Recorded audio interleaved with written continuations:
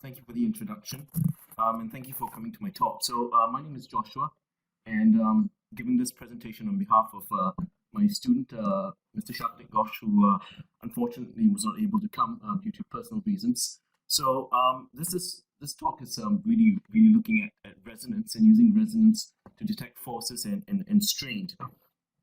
So what we're doing is I'll give a little bit of a background on MEMS tuning forks. These are timing elements for measuring strain and forces. Give a bit of background from silicon into aluminum nitride, and then I'll talk about some of the motivation of this work, looking at the trade-off between kind of two things, sensitivity as well as transduction. And I'll talk about the kind of the proposed solution of how we try and address this drawback over here, and then experimental results to just show how it actually works. So looking back at MEMS tuning forks, I mean, it goes back at least 2004, probably even before 2000. I did pick this example over here because this was one of the more hallmark results that was actually done all in air. And so what you have over here is you've got a vibrating device. What you call this is a double-ended tuning fork. So for those of you who are actually at the keynote talk today, what the speaker did mention is that, you know, if you do want to get a very accurate, precise sort of a sensor, the way to do it is that you build a very precise timing element, a frequency timing element, and you actually measure the perturbation of that frequency of that element. So what you have here is you've got two beams which are vibrating out of phase. These structures do give very high quality factors, and it vibrates at a very precise frequency. So what happens is that you apply a force in the axial direction as indicated by these arrows, and that's going to shift the frequency. If you put it in tension, it's going to raise the frequency. If it's in compression, then it drops the frequency. And so the nice thing about this is that you can get very high gauge factors, hundreds to 10,000s, high in comparison to other sorts of solutions like capacitive or piezoresistive. And so, you know, in the context of all the other talks, this is definitely not a low-cost, cheap solution, but looking at precision. So, although I understand, so one of the problems with traditional MEMS tuning forks is that they use capacitive transducers. That's the most traditional straightforward way of actually building transduction out of these structures. And what happens with capacitive, typically you get these sort of classical comb drives. And the thing about this is that, well, we can actually model the whole transduction effect, because you've got a voltage that you apply on one comb, and then on the other side of the other comb that's basically grounded, and that drives it using the electrostatic force, and it resonates.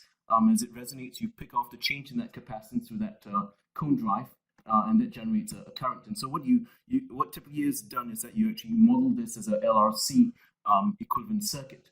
And at the end, I mean, we try and measure the strength of that signal. It's really governed by something called the motional resistance, and the motional resistance it's really got to do with the quality factor as well as something called the transduction factor. Now, the thing about the transduction factor when it comes to capacitive transducers, it's typically very small, and so you can get motional resistances typically on orders of 10 mega ohms, even though you can get quality factors of 10,000. So, and to get these very high quality factors for MEMS resonators, you typically need to actually pump it down in vacuum with these sorts of structures. So that's definitely, you can get very nice, precise results, but you do need that vacuum to actually get there. So thinking a little bit broadly beyond just strain sensing, so you can actually integrate these with a proof mass and get a resonant accelerometer. So the same thing goes, you've got that element that's vibrating, and then you apply a proof mass, and that proof mass applies an axial force, and that changes the frequency. And with this is a rather recent work in which they've built a seismometer that gives extremely high resolution, and beyond that, this also gives you a very high bandwidth, simply because you're using this principle of resonance.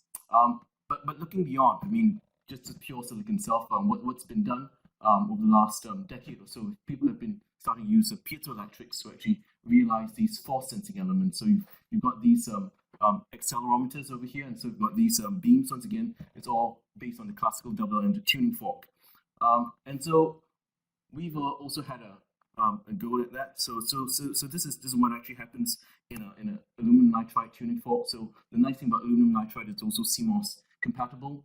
It's piezoelectric, and so the way that it's done, it's you kind of pattern these electrodes on the top, and that's how it's done most of the time. But what you find with the double-ended tuning fork is that if you plot the strains, which is the precious area that you want to couple the energy out of, they're typically on the walls, and so if you have a top electrode, the coupling's actually pretty weak most of the time.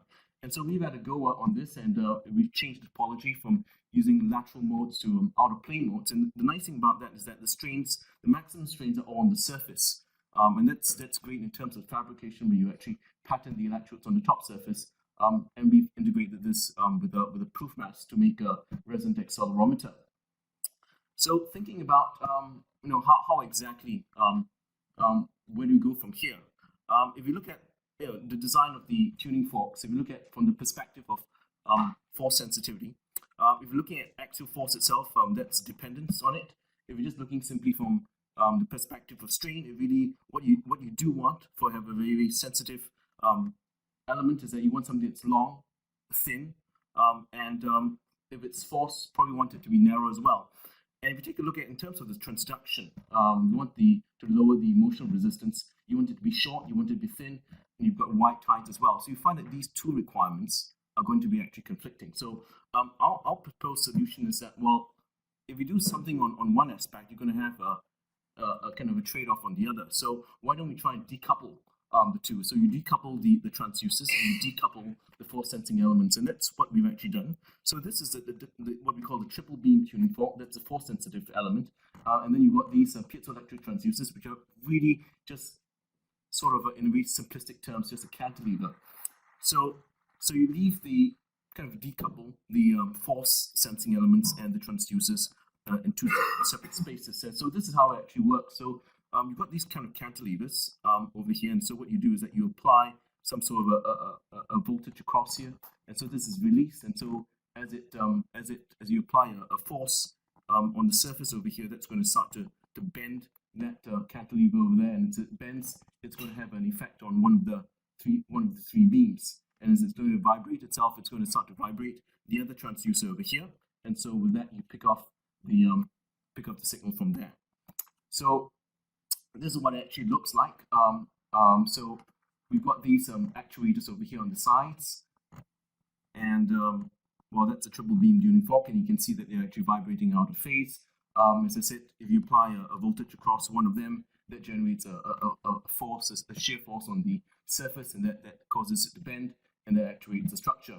So what's nice about this is that the transduction structures can be made broader than force sensing types, and so you don't have to compromise one in order to improve the other. So one cantilever is used as the actuator, the other cantilever is used for the readout.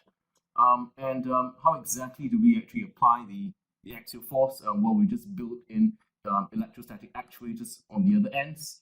That's indicated by the arrows on the ends. So we've got a crossbar, and you apply a electrostatic force, and that pulls on the transducer on both sides, and you introduce that force. So these are some of the experimental results. So this is all trying to measure it all in air. So the nice thing about the piezoelectrics is that you've got this very strong coupling, and so you don't need to actually pump it down in vacuum. But as a matter of fact, what happens, of course, is the coil factor goes down, but that's compensated by the strong coupling. So all of this is nicely measured in air. So with this, you apply a certain amount of voltage, and you convert that voltage into a equivalent force, and with that you can measure the amount of frequency shift. So this is all done in a probe station, and if you just keep applying different voltages to give different amounts of forces, you can get a calibration line. And so with this, the sensitivity was about 1.5 hertz per micronewton. And so how does this actually compare with the simulation? So in terms of simulations, the frequencies do align, sensitivities do align as well. Compared to previous works, they've used piezoelectric tuning forks. Well, in terms of strain sensitivities, it's definitely going to be higher because we're using a slightly different technology. But what we do want to point out is this is all done in air. No fancy electronics. It's all simply based on the device design itself. So in conclusion, we've demonstrated an alternative topology for resonant force sensing, and we're targeting resonant force sensing at atmospheric pressures. And the way that we've done it is to actually decouple the transducing structures from the force sensing structures. And what's the nice thing about that is that then the transducers can now be wider than the force sensing structures to actually address this apparent trade-off between transduction and the sensitivity. The measured results do agree very well with the finite element simulations. In terms of the resolution at the moment, the minimum detectable frequency shift is currently limited by the Coy factor because we're doing all of this in air. But the next step is really to put it into a closed-loop implementation. So you build an oscillator after that, and that's going to narrow the line width, and so that's going to improve the resolution, the limit of detection as well. And really, these concepts are not just restricted to aluminum nitride and silicon.